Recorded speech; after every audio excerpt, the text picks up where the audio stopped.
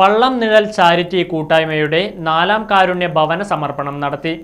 ദേശമംഗലം ഗ്രാമപഞ്ചായത്ത് പ്രസിഡന്റ് ജയരാജ് ചടങ്ങ് ഉദ്ഘാടനം ചെയ്തു.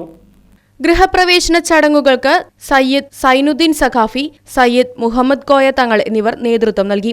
ആഗസ്റ്റ് 1 വ്യാഴാഴ്ച നടന്ന ഭവന സമർപ്പണത്തിൽ സയ്യിദ് ഖലീലുർ റഹ്മാൻ അഷ്റഫ് തങ്ങൾ ഗൃഹപ്രവേശനം നടത്തി.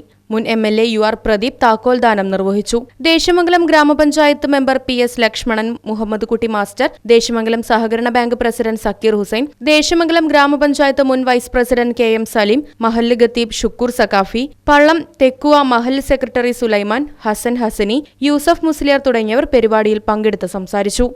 Right vision news, Desamangalam.